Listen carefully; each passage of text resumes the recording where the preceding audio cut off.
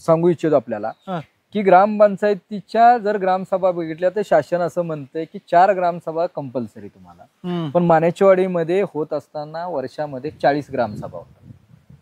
ह्या 4 तर सोडाच, पण प्रत्येक मुद्द्यावरती ग्रामसभा असते. घरकुलाची योजना आली, पंचायत समितीच्या शेष फंडातलं काय आलं, कृषी विभागाच्या बियाणं आलं.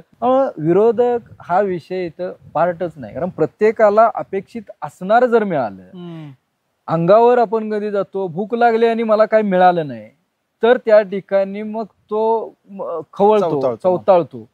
इथं विषयच नाही. तुम्हाला भूक लागली, अपेक्षित असणार काय पाहिजे ते जर तुम्हाला मिळत असेल तर विरोधक राहतच नाही.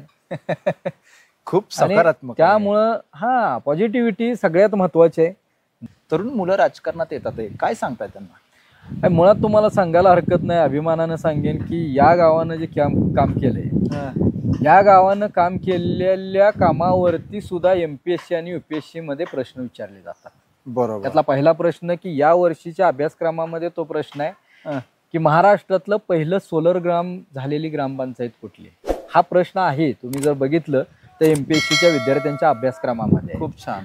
काही वर्षांपूर्वी आम्ही बायोमेट्रिक ग्रामसभा घ्यायला सुरुवात केली, कारण ग्रामसभा जर आपण बघितल्या तर अनेक ठिकाणी बोगस होतात की ग्रामसभेला 4 मोंडके असतात आणि पुन्हा ते रजिस्टर फिरवायचं आणि त्याच्यावरती साईन करायचं आणि कोरम पूर्ण करायचा. ह्या बोगस ग्रामसभा झाल्यामुळे गावांचा विकास होत नाही. खऱ्या अर्थानं त्या ठिकाणी मग ते विरोधक निर्माण होणं वगैरे हा सगळा पार्ट होतो. पण हा आम्हाला एक पॅटर्न दाखवून द्यायचा होता, स्टेट गव्हर्नमेंट असेल किंवा सेंट्रलला असेल, की ग्रामसभा अशा पद्धतीनं होऊ द्या की जे उपस्थित आहेत त्यांचीच हजेरी तिथं लागेल. आणि म्हणून आम्ही बायोमेट्रिक वरती ग्रामसभा घ्यायचा प्रयत्न केला, किंवा त्यावेळेस आम्ही ते 2018 पासून आम्ही शुभारंभ केला. सरपंच जर मी सरपंच म्हणून जर फुगून बसला तर काही दिवस लोक तुम्हाला स्वीकारतील आणि काही दिवसानंतर ती म्हणतील तुम्हाला आम्ही निवडून दिलंय, तुम्ही आम्हाला कामाला लावायसाठी तुम्हाला निवडून दिलं नाही. आणि त्यामुळं आमचा मुद्दा असा असतो की ज्या वेळेस गटारांची साफसफाई करायची आहे, ज्यावेळेस श्रमदान करायचं आहे, ज्यावेळेस ते रस्त्यांवरती क्लिनिंग करायचं आहे, रस्ते स्वच्छता करायचे आहेत, त्यावेळेस या ग्रामपंचायतीच्या वरती एक स्पीकर लावलाय. आम्ही अनाऊन्स करतो की अमुक दिवशी आपल्याला सकाळी श्रमदानाला जमायचं आहे. 7:30चं टायमिंग दिलं तर 7:15ला पहिल्यांदा सरपंच उपस्थित असतो.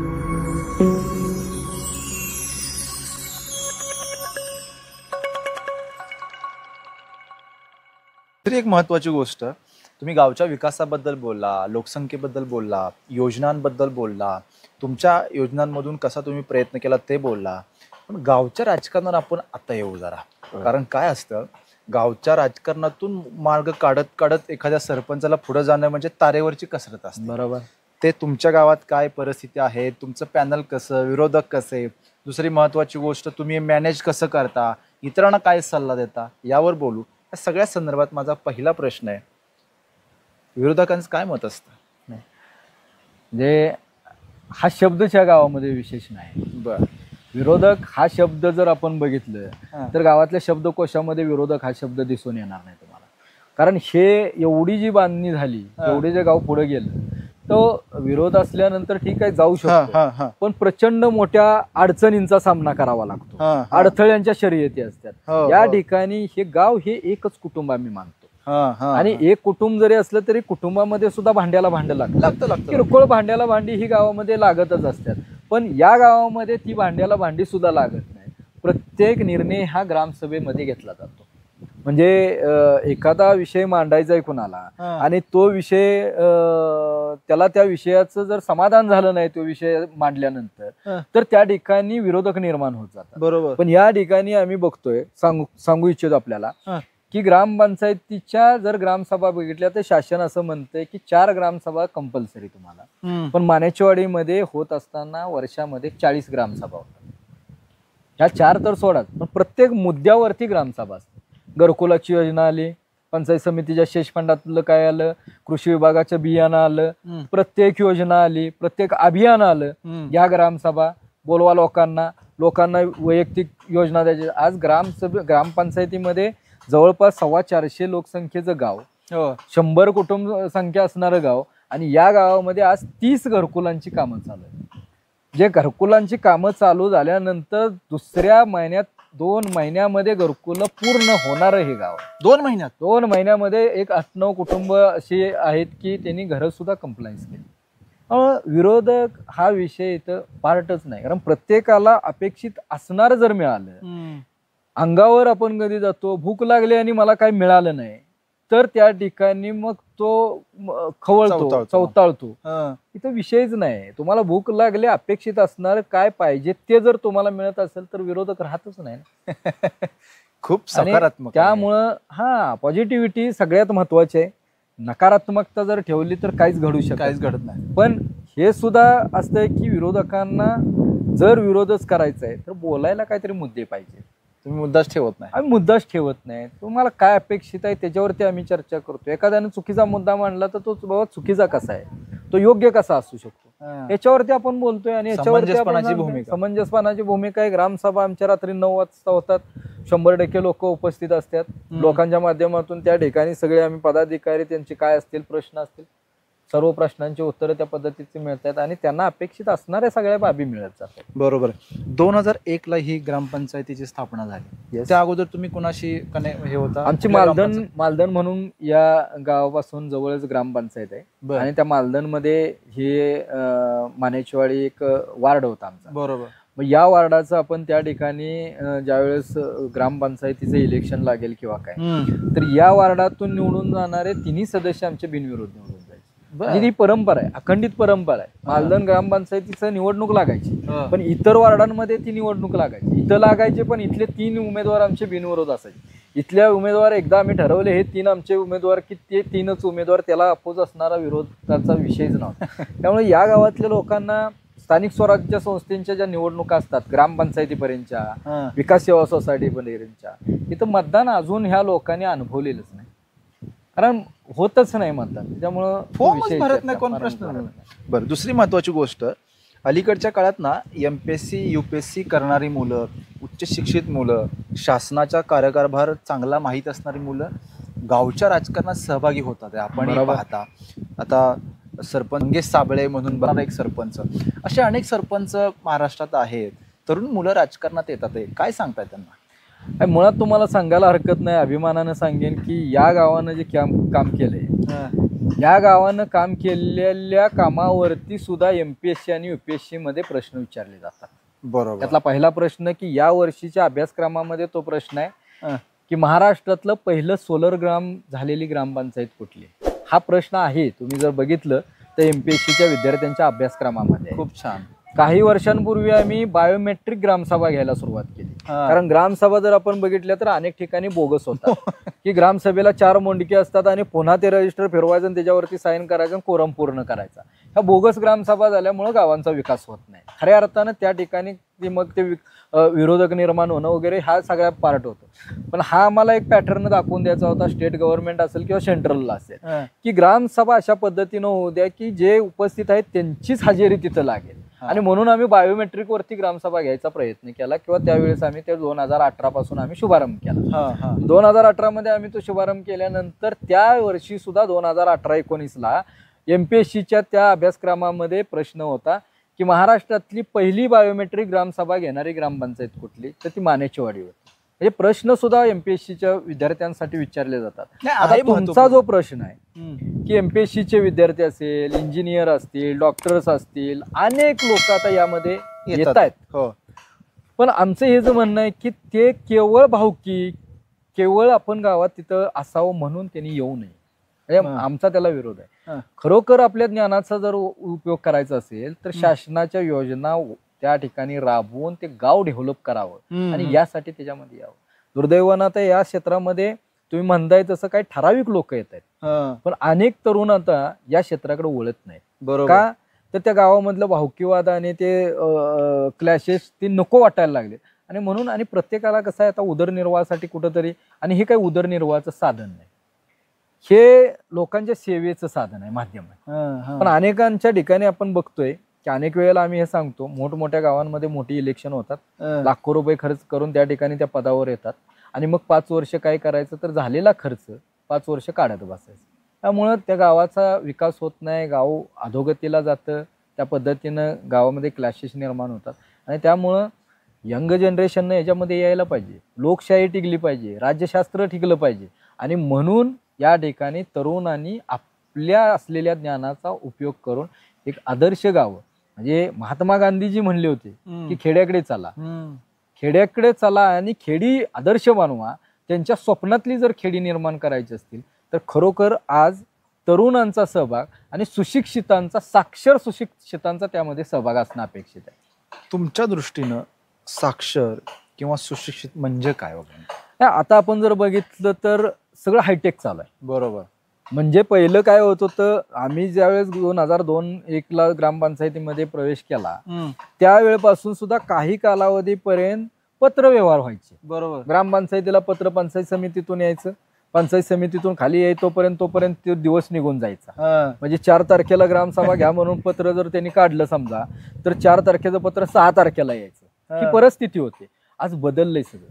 इन्फॉर्मेशन टेक्नॉलॉजी, माहिती तंत्रज्ञानामुळे एवढा प्रचंड अफाट असा बदल होत गेलाय आणि त्यामुळं साक्षर आणि सुशिक्षित या 2 बाबींवरती मी सांगेन की तो शैक्षणिकदृष्ट्या सुशिक्षित असलाच पाहिजे आणि संगणकीय दृष्ट्या तो साक्षर असला पाहिजे. बरोबर. कारण संगणकाचं ज्ञान का पाहिजे तर आज प्रत्येक निर्णय, प्रत्येक GR, प्रत्येक अभियानाची बाब, प्रत्येक बैठकीची माहिती किंवा प्रत्येक मुद्द्यावरती जी माहिती आपल्याला येते ती ग्रामपंचायतीमध्ये, प्रत्येक ग्रामपंचायत आता संगणकीय झाली आणि तिथून मेल आला की तो मेल ग्रामपंचायतीत येतो. आणि तो जर तुम्हाला माहीतच नसेल, संगणक माहीत नसेल, ते ओपन करायचं माहीत नसेल तर तुम्हाला कळणार कधी? आणि मग हे तुम्हाला जर कळलं नाही तर तुम्ही जनतेला सांगणार काय? कुठलं अभियान सांगणार, कुठल्या योजना सांगणार? कळूच शकत नाही. आणि म्हणून येणारा पदाधिकारी, त्या प्रक्रियेमध्ये येणारा सुशिक्षित आणि सुशिक्षिताबरोबर साक्षर असणं गरजेचं आहे. बरं, खरी गोष्ट आहे. दुसरी एक महत्वाची गोष्ट, 25 वर्ष तुम्ही जवळजवळ सरपंच आहात. अलीकडच्या काळातली परिस्थिती अशी आहे, अलीकडच काय पूर्वीपासूनच असं की एक 5-10 वर्ष ग्रामपंचायतीवर उमेदवार खेळला की तो पंचायत समितीला आणि झडपीला जातो. निश्चितच.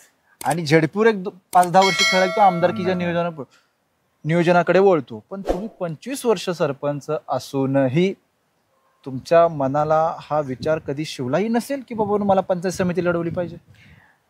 काय आहे, सगळ्यात महत्वाचं की मी गावकऱ्यांचे आमच्या आभार मानेन आणि धन्यवाद देईन की माझ्यासारख्या तरुणाला एवढ्या वर्षे काम करायची संधी दिली. म्हणजे मी असं म्हणणार नाही माझं चांगलं काम असेल, कदाचित त्यांना माझं काम भावलं असेल, त्या लोकांना वाटलं असेल की नको, पुन्हा पुन्हा आपण यालाच संधी देऊया. आणि जोपर्यंत गावातली लोक ही संधी देऊन मला सेवा करायची संधी देतात तोपर्यंत मी कधीही, म्हणजे तोपर्यंत म्हणण्यापेक्षा मी पंचायत समिती, जिल्हा परिषद ही माझी महत्वाकांक्षाच नाही. आणि काय आहे, पंचायत समिती आणि जिल्हा परिषदेपेक्षा आज माझा सरपंच मोठा आहे. बरोबर. म्हणजे मी तर असं नेहमी समजतो की राज्याचा मुख्यमंत्री, CM इक्विव्हॅलंट आमचा सरपंच आहे. राज्याच्या मुख्यमंत्र्यांना जे राज्याचे अधिकार आहेत ते माझ्या सरपंचाला गावाचे अधिकार आहेत. त्यामुळे तो इक्विव्हॅलंट आहे, आम्ही हे नेहमी समजतो. आणि दुसरा जर आपण भाग बघितला तर आता अलीकडच्या काळामध्ये जी वित्त आयोगाचा जो निधी येतोय तो वित्त आयोगाचा निधी माझ्या सरपंचाला जो येतोय तेवढा निधी सुद्धा आज जिल्हा परिषद सदस्याला मिळत नाही. आणि जिल्हा परिषद सदस्याला जर बघितलं तर 14-15 गावांचं कार्यक्षेत्र असतं. पंचायत समिती सदस्याला बघितलं तर 8-9 गावांचं कार्यक्षेत्र असतं. त्या 8-9 गावांना न्याय देताना त्याला तेवढा निधी मिळायला लागतो. त्यानं मतदान घेतलेलं असतं आणि प्रत्येक गावातल्या त्या कार्यकर्त्यांची भूमिका अशी असते, अपेक्षा अशी असते की आम्ही निवडून दिलेले ह्या सदस्यानं आमच्या गावामध्ये काहीतरी विकास काम द्यावं. तो ते पूर्ण करू शकत नाही कारण त्यांना फंडिंगच राहिलेलं नाही. अपेक्षित असणार फंडिंग. आज जर आपल्याकडे जर बघितलं तर 10,000 लोकसंख्येची जर ग्रामपंचायत असेल तर तो माझा सरपंच वर्षाला 25-30 लाखाचा त्याला फंडिंग. आणि तो तेवढा निधी सुद्धा पंचायत समिती, जिल्हा परिषदेकडे त्या सदस्यांना मिळत नाही. आणि म्हणून मी तुम्हाला सांगेन की आता तुम्ही सुद्धा सर्वे करा. अनेक गावातले, अनेक भागातले जिल्हा परिषदेचे सदस्य, अनेक भागातले पंचायत समितीचे सदस्य ज्यांनी 5 वर्ष 10 वर्ष ती सत्ता भोगली ती आता पुन्हा ग्रामपंचायतीचे सरपंच म्हणून उभे राहत आहेत. अशा अनेक उदाहरणं आहेत महाराष्ट्रातले की जिल्हा परिषदेचा सदस्य होतो, आता तुम्ही काय करताय, नाही मी आता सरपंच आहे. अनेक उदाहरणं आहेत. मी यशदाला मास्टर ट्रेनर म्हणून काम करतो. त्याबद्दल ज्यावेळेस यशदाला मी मास्टर ट्रेनर म्हणून जातो त्या ठिकाणी सरपंचांची बॅच असते. मग सरपंचांच्या बॅचला पहिला माझा प्रश्न असतो की तुम्ही खूप मोठे भाग्यवान आहात की इथपर्यंत पोहोचला तुम्ही, हे पद मोठं आहे. आणि मग माझा प्रश्न असतो की या या बॅचमध्ये कोणी जिल्हा परिषद पंचायत समितीवरती 5 वर्षे किंवा तिथली सत्ता भोगून खाली कुणी आलेला आहे का? माझ्या प्रत्येक बॅचला किमान 1-2 कॅन्डिडेट निघतो की मी जिल्हा परिषदेला होतो, मी पंचायत समितीला होतो. आणि मग त्यांना विचारल्यानंतर हे सगळ्यांना लक्षात येते की आता त्यांच्या हातात निधीच राहिलेला नाही. शासनानं चांगलं केलंय की हा निधी सगळ्याच्या सगळा तुम्हाला सरपंचांच्या हातात दिला, चांगलं ग्रामपंचायतीच्या हातात दिला आणि त्यामुळे गावाच्या विकासाला चालना मिळाली. आपण यशदाबद्दल बोललो. यशदामध्ये प्रशासकीय ट्रेनिंग होत असतात, अधिकाऱ्यांचे होत असतात, वेगवेगळ्या विभागाची होत असतात. तुम्ही यशदाला ट्रेनर आहे, मास्टर ट्रेनर आहात असं तुम्ही म्हणाला. ही बाब खूप कौतुकास्पद गोष्ट आहे. लक्षात घ्या, समाजसेवा करण्यासाठी, लोकसेवा करण्यासाठी, सामाजिक प्रतिष्ठा मिळवण्यासाठी, आर्थिकदृष्ट्या सक्षम असण्यासाठी MPSC UPSC मधून कलेक्टर व्हावं, डेप्टी कलेक्टर व्हावं, BDO व्हावं, प्रांत व्हावं, तहसीलदार व्हावं, अजून काही मुख्य कार्यकारी अधिकारी व्हावं, हे इथपर्यंत मर्यादित नाही. तुम्ही सिलेक्ट नाही झाला तर लोकांमधून इलेक्शन लढून तुम्ही सरपंच होऊ शकता आणि अशा गोष्टींपर्यंत पोहोचू शकता. मित्रांनो, हे आपण माण्याच्या वाडीचे जे सरपंच आहेत त्यांच्या रूपाने बघितलं.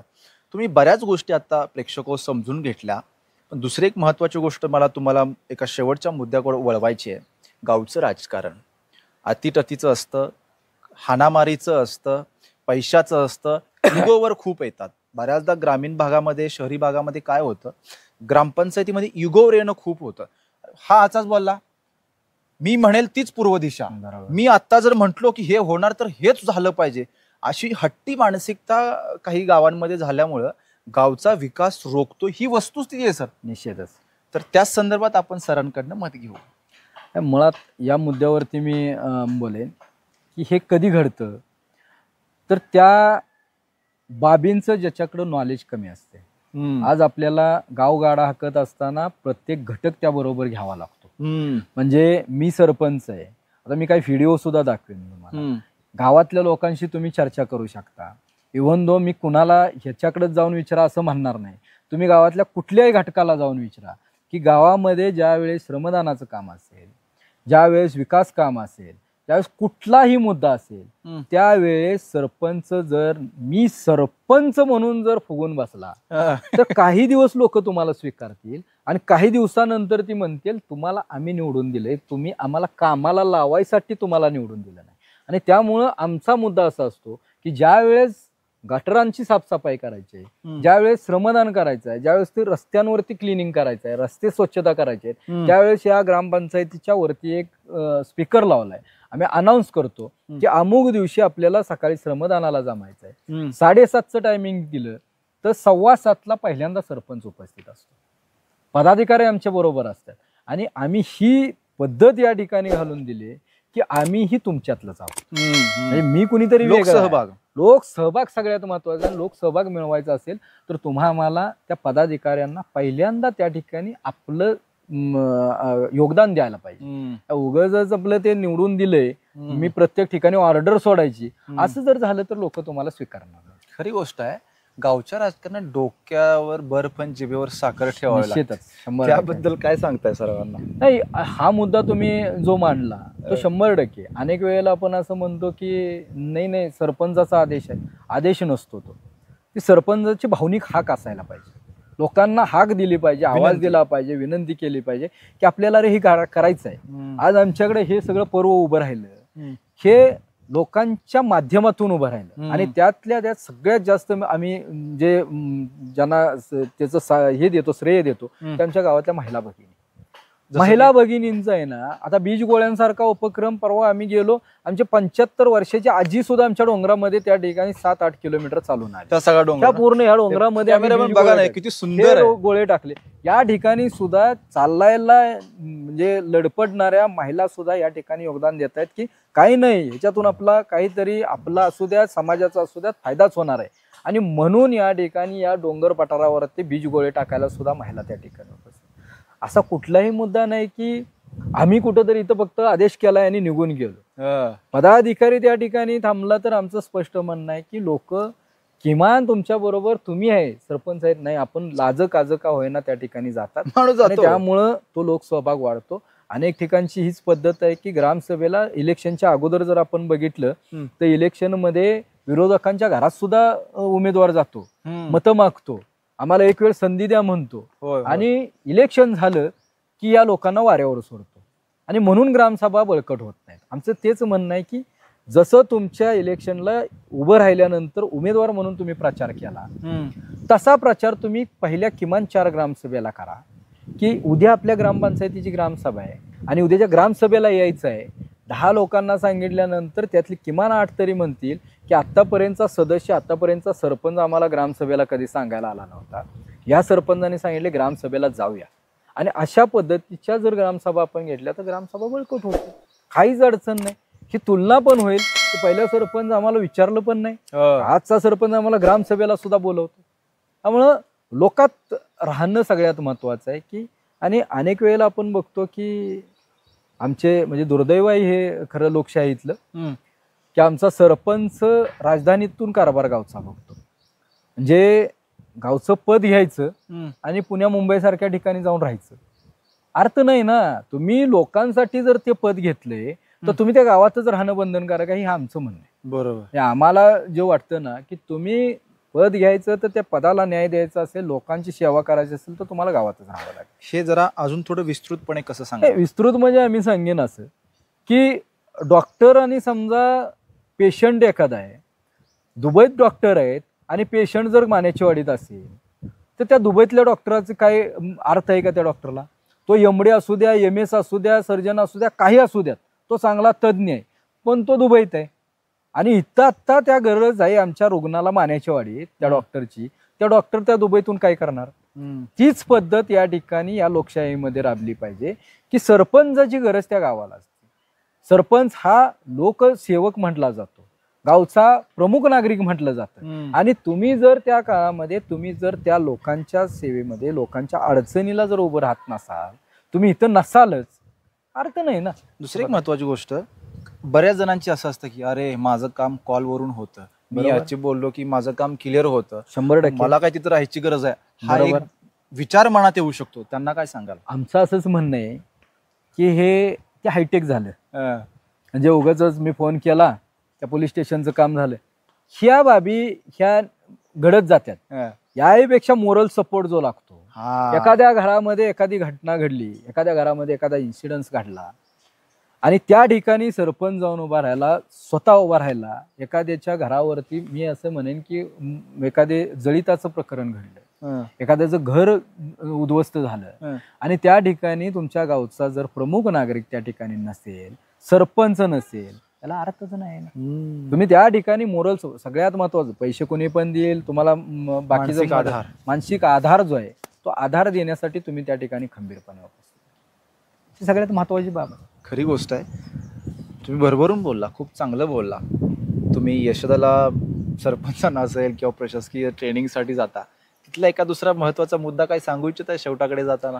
मी हेच सांगेन की एक मुद्दा असा मला जाणवला की मगाशी सुद्धा म्हणलं की हे लोकसेवकाचं पद आहे, हे उदरनिर्वाहाचं पद नाही. मला एक असा आमचा सरपंच बंधू भेटला एका प्रशिक्षणामध्ये की मी असंच म्हणत होतो की सरपंच, आता बऱ्याच ठिकाणी ठेकेदारी पद्धत चालू झाली, सरपंच व्हायचं आणि ठेकेदार बनायचं, येणारी कामं घ्यायची, त्याच्यातनं पैसे कमवायचं आणि मग आपल्या ते इलेक्शनचे पैसे काढायचे, अशी पद्धत हा ट्रेंड झालाय. बरोबर. आमचं तर म्हणणं आहे की सरपंचानं ठेकेदारी करू नये.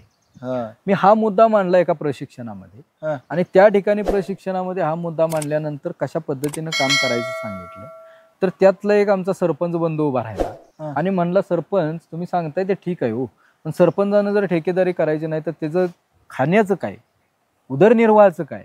त्यांना सांगितलं की हे उदरनिर्वाहाचं पद नाही, हे लोकसेवेचं पद आहे. आणि मग ते पटवून सगळं सांगितलं. माझं 1.5 तासाचं लेक्चर झाल्यानंतर सुद्धा त्याच्या डोक्यातून तो विषय गेला नव्हता. तो म्हणला, चांगलं सांगितलं तुम्ही, बरोबर आहे म्हणला, सरपंच तुम्ही म्हणताय ते, सरपंचानं जर ठेकेदारी केली की सरपंच पुन्हाच्या 5 वर्षात त्याची सत्ता येऊ शकत नाही. मला पटलं म्हणला, पण म्हणला सरपंचानं स्वतः जर ठेका नाही घेतला तर म्हणला म्हणजे कोंबडी कापून न खाता त्याची अंडी खाल्ली तर चालतील का? म्हणजे त्याच्या डोक्यातून ते शेवटपर्यंत गेलं नाही की त्यानं ठेकेदारी करून पैसे कमवले. तो वाईट आहे. दुसरा एक किस्सा तुम्हाला सांगतो की सगळ्यात वाईट परिस्थिती निर्माण झाली की भावकीमध्ये 1.25 वर्ष, 1 वर्ष, 2.5 वर्ष सरपंच पद वाटून घ्यायचं. म्हणजे 25 वर्ष मी यामध्ये काम करतोय, पण 100% ग्रामपंचायत अजूनही मला कळली नाही, मी नम्रपणे कबूल स्वीकारतो. हा मनाचा मोठेपणा आहे. महत्वाचा विषय असा आहे की अनेक गावामध्ये भावके असतात, 4-5 भावके असतात. मग सरपंच पद पहिलं ह्या भावकीला 1 वर्ष, दुसऱ्या वर्षात ह्या भावकीला, तिसऱ्या वर्षात त्या भावकीला, 5 वर्ष 1-1 वर्ष वाटून घ्यायचं. आता हे वाटून घेत असताना त्या गावाचं नुकसान किती होतंय तुम्हाला सांगेन. चार्ज घेण्यात आणि देण्यात 6 महिने जातात. बरोबर. प्रक्रिया व्हायला 3 महिने जातात. म्हणजे शासकीय प्रक्रिया ह्याच्यात 9 महिने खेळ जातो. बरं. एका वर्षातला 9 महिने खेळ घालायला राहिले 3 महिने. आता तो सरपंच त्या खुर्चीत बसून त्याला कायदा आणि ती माहिती घ्यायला त्याच्यात 3 महिने जातात. काय त्या गावानं करायचं? त्याचं गेलं 1 वर्ष, येणार दुसऱ्याचं तसंच वर्ष, 5 वर्ष असेच जातात. त्यामुळं हा जो मुद्दा आहे ना, वाटपाचा मुद्दा, हे सत्तेमध्ये येताना आपल्या बापाचा 7-12 वाटून घेतो तसं वाटून घेतात, हे कुठंतरी थांबलं पाहिजे. तोच मुद्दा मी एका प्रशिक्षणामध्ये सांगितलं. आणि त्या ठिकाणी एक महिला भगिनी आमची सरपंच होती, तिला 2.5 वर्षाची संधी होती. आणि दुसऱ्या 2.5 वर्षानंतर तिथंच जो उपसरपंच होता त्यांना संधी मिळणार होती. तिथलं आरक्षण होतं पुरुष सरपंच, ओपन पुरुष सरपंचाचं आरक्षण होतं. पण त्या भावकीनं असं ठरवलं होतं की आमच्या भावकीला पहिलं सरपंच पद पाहिजे. मग तिथं महिला होती, महिलेला दिलं, कारण ओपन पुरुष असल्यानंतर महिला होऊ शकते. बरोबर. त्या ओपन महिलेला ती संधी दिली आणि ती महिला त्या प्रशिक्षणाला होती. सरपंचांचं प्रशिक्षण फक्त होतं. त्या ठिकाणी ते उपसरपंच आपल्याला प्रशिक्षणातली माहिती त्यातली मिळावी म्हणून ते स्वतः आले होते परवानगी काढून. माझं सगळं प्रशिक्षणाला लेक्चर चालू झालं. मला माहित नाही उपसरपंच पण आलेत. मी म्हणलं सरपंचच सगळे आहेत, ठीक आहे. सरपंचांना म्हणलं मोटिवेट करायचं ह्या दृष्टीने मी बोलत गेलो, विचारलं. त्या बॅचमध्ये 6-7 सरपंच असे निघाले की आम्हाला 6 वर्ष आहे, कोण म्हणले माझ्याकडे 1.5 वर्ष आहे, एक महिला भगिनी म्हणली मला 2.5 वर्षाची संधी, 2.5 वर्षानंतर दुसरे सरपंच आहेत. सगळं ऐकून घेतल्यानंतर त्यांना सांगितलं की तुम्हाला बदलायचं धाडस गावानं केलं नाही पाहिजे, असं काम करा. मिळाली ना संधी तुम्हाला 2-2.5 वर्ष, झपाटून काम करा की 2 वर्षात तुम्ही एवढं दाखवून द्या त्या गावाला की नाही हेच सरपंच पाहिजे, त्यांनी चांगलं काम केलंय. एवढं त्यांच्यावरती मोटिवेट केलं आणि त्यांच्यावरती सगळा प्रभाव टाकला. आणि त्या माध्यमातून ती महिला तिनं मनावरती घेतलं, ती पेटून उठली. तो सगळा विषय त्या ठिकाणी झाला. माझा प्रशिक्षणातला तो लेक्चरचा माझा विषय संपला आणि बाहेर पडतोय. तर ते मेंबर आले आणि मला म्हणले, सरपंच म्हणले जबरदस्त म्हणले, आम्हाला ज्या बाबी माहित नव्हत्या त्या सगळ्या समजल्या. पण म्हणले तुम्ही एक मुद्दा म्हणले तेवढा चुकीचा बोलला. कुठला? म्हणलं कुठला हो सरपंच? तर म्हणले तुम्ही अहो ते कशाला सांगायचं, सरपंच पद तुम्ही सोडूच नका म्हणून. 2.5 वर्षानंतर तुम्ही सोडूच नका सरपंच पद, 5 वर्ष तुम्ही करा. म्हणलं तुमच्यासाठीच तर बोललो ना, तुम्ही झपाटून काम केलं पाहिजे आणि तुम्हाला लोकांनी पुन्हा पुढची संधी 2.5 वर्षाची दिली पाहिजे, ह्याच्यासाठी बोललो. म्हणलं तुमची काय अडचण झाली? म्हणले तुम्ही माझी अडचण केली. म्हणलं का? म्हणले मी आत्ता उपसरपंच आहे, 2.5 वर्षानं म्हणलं मला संधी मिळणार होती. आता म्हणले ते सरपंच पण आले, ते जर तुमचं ऐकून जर त्यांनी काम चालू केलं तर पुढचे 2.5 वर्ष म्हणले मला उपसरपंच म्हणूनच काम करायला लागेल. परिणाम असा झाला, 2.5 वर्ष त्या महिला सरपंचाने एवढं चांगलं काम केलं. लातूर जिल्ह्यातलं, मला नाव आता आठवत नाही त्या ग्रामपंचायतीचं, लातूर जिल्ह्यातली महिला होती. काम एवढं प्रभावी केलं की त्या वर्षामध्ये त्यांना त्या ग्रामपंचायतीला स्मार्ट ग्रामचा जो पुरस्कार असतो जिल्ह्याच्या म्हणजे जिल्हा स्तरावरचा, तो 40 लाखाचा पुरस्कार मिळाला. तालुक्याचा 10 लाखाचा मिळाला आणि जिल्ह्याचा 40 लाखाचा मिळाला. 50 लाख रुपये त्या महिलेच्या माध्यमातून मिळाले. मला सांगायला हरकत नाही. 2.5 वर्षानंतर ज्यावेळेस सरपंच बदलायची वेळ आली त्यावेळेस पुन्हा गाव एकत्रित बसलं. गावानं सांगितलं यांच्या माध्यमातून गावाला आजपर्यंत कधीही कुठला पुरस्कार मिळाला नव्हता, यांच्या माध्यमातून पुरस्कार मिळालाय. ॲज इट इज कंटिन्यू 2.5 वर्ष त्यांना पुन्हा संधी द्या. लातूर जिल्ह्यातली मी तुम्हाला नंतर नाव सांगेन. ते 5 वर्ष त्या महिलेनं काम केलं. पण त्यामध्ये उपसरपंच जरी नाराज झाला होता तरी सुद्धा उपसरपंचांना असं वाटलं की आमच्याच बॉडीमध्ये असताना हे पुरस्कार मिळालेत, मला सरपंच पद नाही मिळालं तरी चालेल, मी त्या महिला सरपंचांना सहकार्य करेन. दोघंही माझ्या कॉन्टॅक्टमध्ये अजून असतात. त्यामुळं हे एक आपण वेगळेपण बघितलं की लोकांच्या मध्ये हे भावना निर्माण झाली पाहिजे. वाटप बंद झालं पाहिजे आमचं म्हणणं आहे. जिथं वाटप होतंय तिथं गावाचं वाटोळं होतंय. खरी गोष्ट आहे. प्रशासकीय अधिकारी, वरिष्ठ राजकीय नेते, आमदार, खासदार, वेगवेगळ्या महामंडळाचे अध्यक्ष असतात, सदस्य असतात, त्यांच्याशी काय चर्चा होते किंवा पण भास्करराव पेरे पाटील साहेब असतील, हिवरे बाजारचे पोपटराव पवार साहेब असतील, यांच्याशी कशी चर्चा होते? नेहमी आमच्या म्हणजे आमचे ज्यावेळेस काही बैठका असतील त्या बैठकांमध्ये केवळ आणि केवळ ग्रामविकास हाच मुद्दा असतोय. बरोबर. राजकारणाच्या पलीकडे जाऊन म्हणजे राजकारण हा आम्ही कधी बेसच मानलेला नाही, आजही नाही मानलं. राजकारण हे त्या दिवसापुरतं असतं, मतदान त्या दिवसापुरतं असते, त्यानंतर तुम्हा आम्हालाच गावं आणि खेडी निर्माण करायची, तुम्हा आम्हालाच त्या गावांचा विकास करायचा आहे. कोणीही प्रशासकीय अधिकारी असलं तरी 2.5-3 वर्षासाठी असतो, 3 वर्षानंतर बदली होत असते, त्या खुर्चीत नवीन अधिकारी येत असते. त्यांना काही म्हणजे त्यांना करायचं असतंय खूप, पण त्यांना साथ जर गावानं दिली तर प्रचंड प्रमाणामध्ये त्या ठिकाणी आपल्याला सुद्धा सहकार्य मिळेल. माझ्या माध्यमातून तुम्हाला सांगेन की आमची पंचायत समिती पाटणची असेल, जिल्हा परिषद सातारा जिल्हा परिषद असेल किंवा स्टेट गव्हर्नमेंट असेल, प्रचंड पद्धतीनं आम्हाला या ठिकाणी मार्गदर्शन असेल, काय अपेक्षित सहकार्य असेल निश्चितपणे होतं. लोकांनी हा एक थोडासा वेगळ्या दृष्टिकोनातून लोक बघतात की आम्हाला पंचायत समितीतून काही सहकार्यच होत नाही, तुम्ही काही सहकार्य करता. आज आमच्याकडे पद्धत असे गेले 25 वर्षामध्ये एकही वर्ष असं नाही की 1 एप्रिलला 100% आमचा टॅक्स कलेक्शन असतो. 1 एप्रिल आर्थिक वर्षाच्या पहिल्याच दिवशी टॅक्स कलेक्शन आहे. शासनाला अपेक्षित त्याच असतात बाबी की तुमचं कामकाज कसं आहे, तुम्ही लोकांना सेवा कशी देताय. 24 तास आम्ही लोकांना पाणी देतोय, टॅक्स 100% कलेक्शन होतोय, पाणीपट्टी कलेक्शन 100% होते, ड्रेनेज सिस्टीम अंडरग्राऊंड आहे. काय गावात अपेक्षित आहे? आणि याही पलीकडे जाऊन अधिकाऱ्यांना अपेक्षित असणाऱ्या ज्या बाबी आहेत की गाव पातळीवरती होणाऱ्या त्या सगळ्या बाबी आमच्या इथे फुलफिलमध्ये आम्ही त्या पद्धतीनं करतोय. त्यामुळं अधिकारी माध्यमातून शासकीय प्रशासनाच्या माध्यमातून आम्हाला प्रचंड असं सहकार्य लाभते. महत्वाची गोष्ट, आता तुमचं गाव 450 की 420 लोकसंख्येचं गाव आहे, पण काही ग्रामपंचायत 4-5 हजाराच्या असतात, 3-4 हजारच्या असतात. बरोबर.